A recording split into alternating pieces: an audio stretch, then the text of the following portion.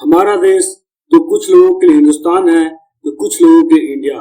आज का हमारा वीडियो इसी पे है कि हमारे देश का नाम क्या है, जो कुछ दिनों से चर्चा का विषय बना हुआ है।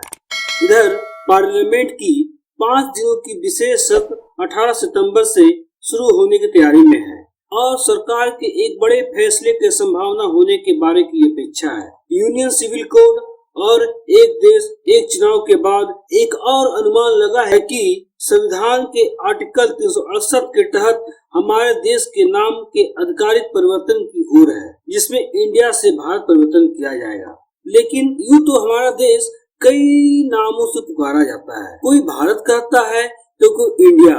अगर हम बात करें हमारे देश का पुराना नाम क्या है, तो क्या आप जानते हैं? प्राचीन भारत के अध्ययन के अनुसार हमारे देश के कई नामों के बारे में पढ़ा सुना गया है। हमारे देश को कई नामों से पुकारा जाता है, कोई भारत कहता है तो कोई इंडिया। लेकिन हमारे देश का सबसे पुराना नाम क्या है, आप जानते हैं? इसकी पहचान, इसकी कहानी ही बहुत दिलचस्प है। अब हम इस वीडियो के माध्यम से आपको हमारे देश के नाम और कर्म के बारे में बताने जा रहे हैं। हमारे देश का सबसे पुराना नाम है सप्तसिंधव। सप्तसिंध अथवा सप्त सिंधु आर्य लोगों का प्रारंभिक निवास स्थल माना जाता है। वेदों में गंगा, जमुना, सरस्वती, सतलज, परुष्णी, मरुधा और अर्जिकिया 7 नदियों का उल्लेख है। सप्तसिंधव भारतवर्ष का उत्तर पश्चिम भाग था। मान्यताओं के अनुसार यह सृष्टि का आरंभिक स्थल और आर्यों का आदि देश था। यह सप्तसिंधव एक प्राचीन भारतीय समृद्धि क्षेत्र था, जो ब्राह्मणों, क्षत्रियों, वैश्यों और शूद्रों के 4 वर्णों को मिलाकर बनाया गया था। सप्तसिंधव के नाम की उत्पत्ति ग्रीक भाषा से हुई है। सप्तसिंधव क्षेत्र का सबसे महत्वपूर्ण भूभाग आजकल के पाकिस्तान के पंजाब प्रांत में स्थित है, जो सिंधु नदी क्षेत्र के हिस्सों को अवतरित करता है। इसी क्षेत्र में हिंदू सभ्यता का विकास हुआ था, जो इतिहासकारों के लिए बहुत महत्वपूर्ण है। हिंदू सभ्यता का निर्माण सप्तसिंधव के क्षेत्र में लगभग 33,000 ईसा पूर्व से 13,000 ईसा पूर्व तक हुआ था। यह सभ्यता सृजनात्मक ग्रामीण समृद्धि की उपलब्धि की जरिए से प्रसिद्ध हुई थी और इसके पास व्यापार, कला और प्रौद्योगिकी के कई उदाहरण थे। सप्तसिंधव क्षेत्र के कई प्रमुख नगर भी हुए थे, जिसमें मोहनजोदड़ो और हड़प्पा प्रमुख थे। इन नगरों की खुदाई से हिंदू सभ्यता की प्राचीन संरचनाओं और आर्टिफैक्ट्स का पता चलता है।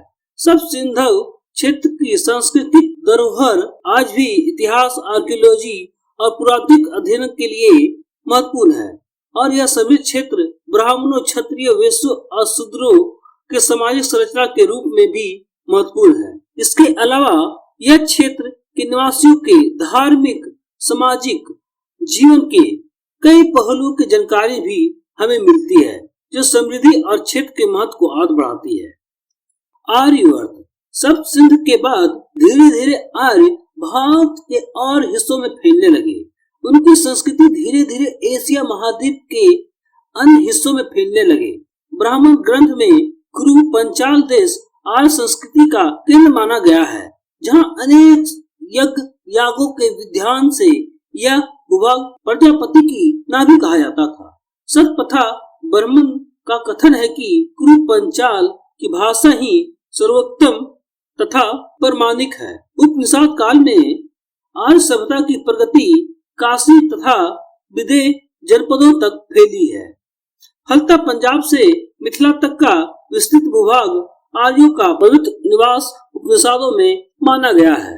धर्मसूत्रों में आर्यावर्त की सीमा के विषय में बड़ा मतभेद है, लेकिन एक आधार पर कहा जाता है कि आर्य उत्तर में कश्मीर से उत्तरी राजस्थान तक फैले थे और पश्चिम में अफगानिस्तान से लेकर पश्चिमी गंगा के किनारे तक उन्हीं का शासन था। भारत। अब बात करते हैं हमारे देश के भारत नाम की। हमारे देश का नाम भारत कैसे पड़ा? इसके पीछे अलग अलग धर्मों के अपने अलग अलग दावे हैं।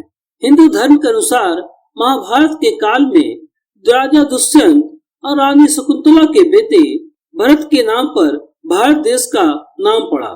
राजा भरत को भारत का सबसे पहला राजा माना जाता है।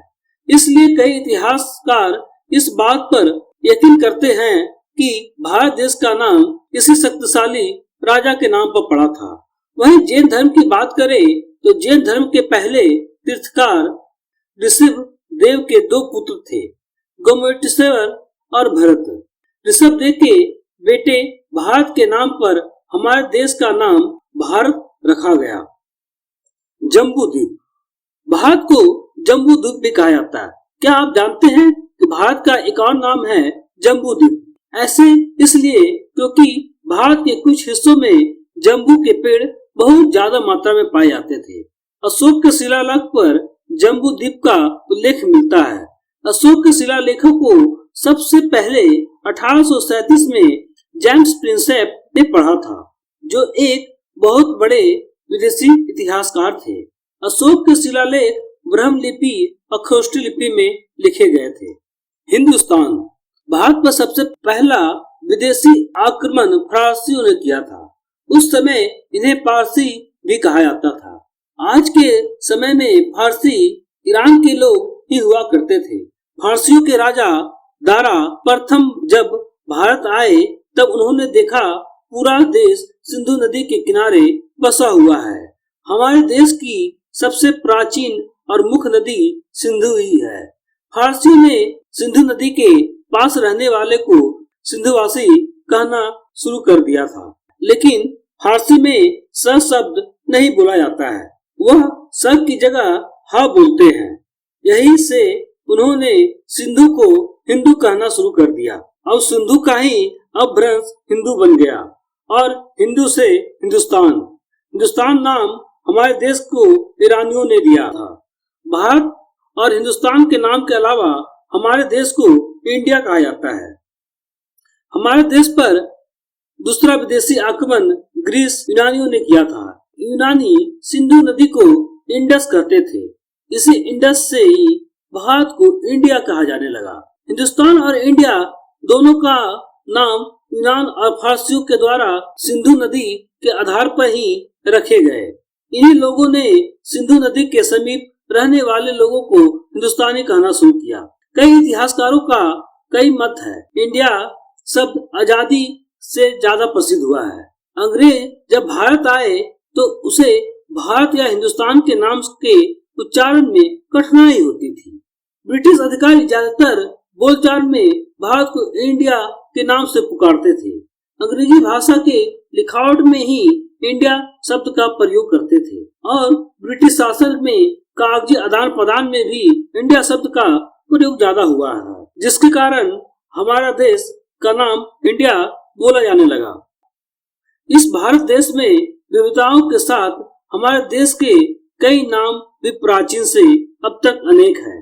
अगर वीडियो अच्छे लगे तो लाइक शेयर करना ना भूले। अगर आप इस चैनल पर नए हैं तो ज्ञान से भरी वीडियो देखने के लिए हमारे इस चैनल को सब्सक्राइब करना ना भूले। धन्यवाद।